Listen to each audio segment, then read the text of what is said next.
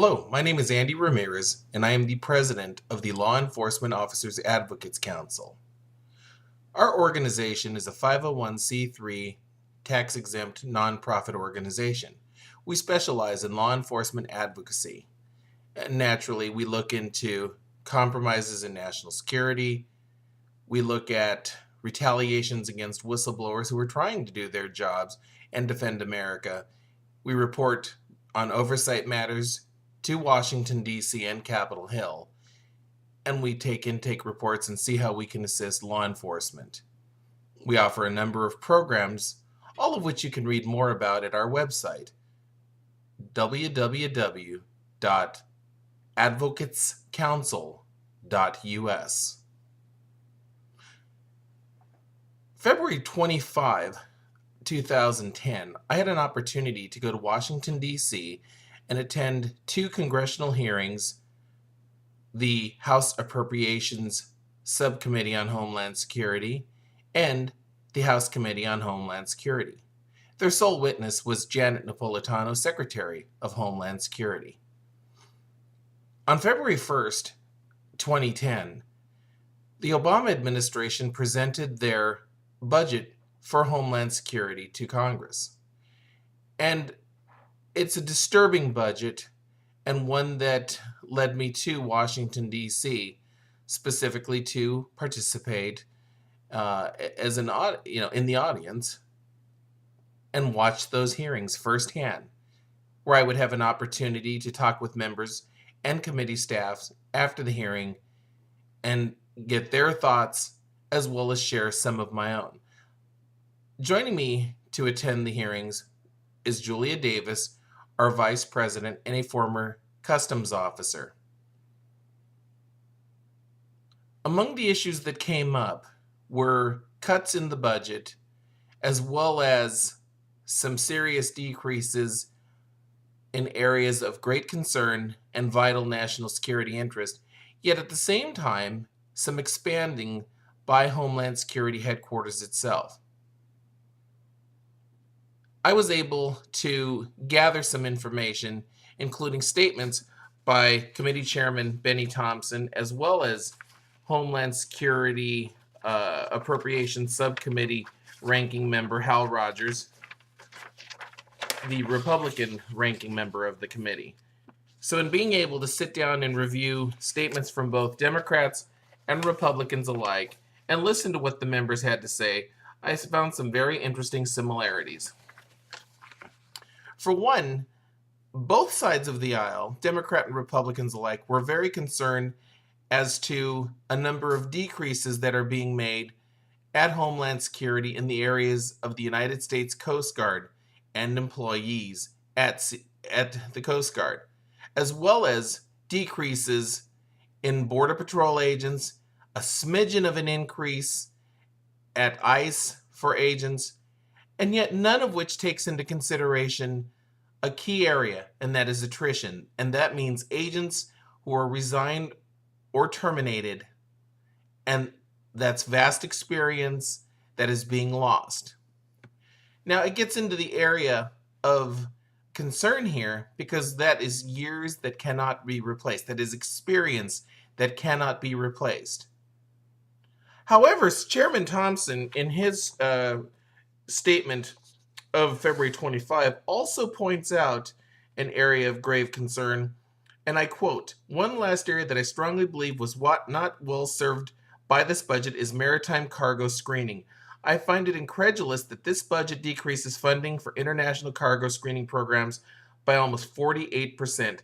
It is hard to believe that these programs, which got short shrift by the previous administration, are being further downscaled under this budget when there has not been a single legislative proposal submitted to alter the statutory mandate on international cargo security.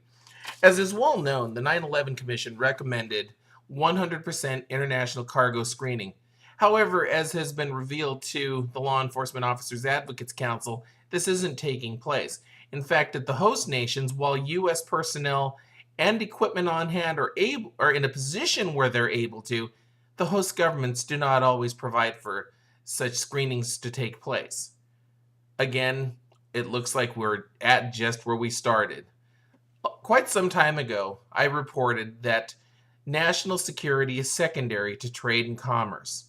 We don't really have much say-so overseas, but we do have say-so when things reach our shore. But they shouldn't be reaching our shores, our seaports and ports of entry in the first place. If it's done properly, the problem still remains that ship transfers can still take place overseas, and we know this to be a fact. So what do we do about this? Well, we need Congress to continue in their attempt to stay bipartisan in this effort, because if these things are not taking place, then these requests need to be denied.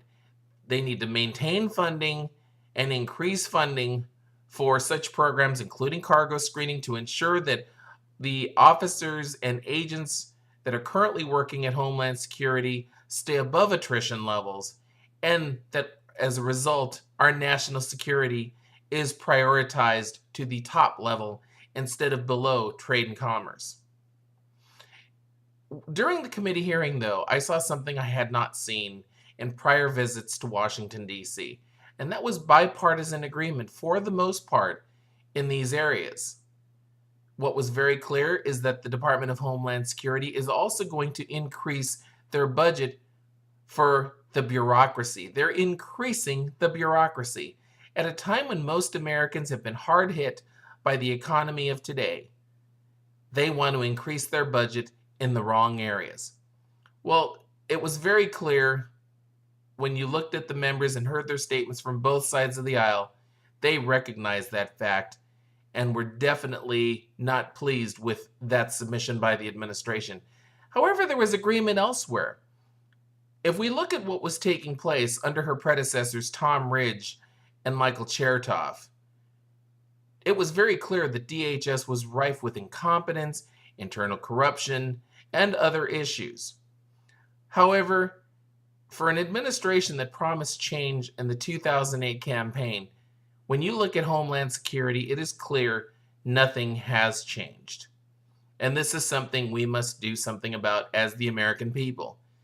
We need people to call their members of Congress and members of the Senate and demand that the funding be maintained and increased in those areas of necessity, such as cargo screening. But we also need to make sure that they are doing their jobs and that the bureaucracy inside of Homeland Security and the administration allows the officers and agents to do their jobs. We also need to make sure that protections are increased so that those officers and agents who are identifying security compromises are not retaliated against, and that they are able to do their job without fear of termination of job or worse. And worse means prosecutions on trumped-up charges, which we saw so clearly in the Bush administration. There are many other issues at stake here, but for now, we'll focus on just a few. And that is Homeland Security needs a complete overhaul, and Congress needs to do it today. So we urge you to call your members of Congress.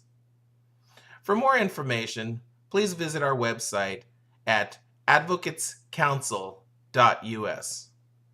Thank you very much for your continued support, and we look forward to any questions you may have.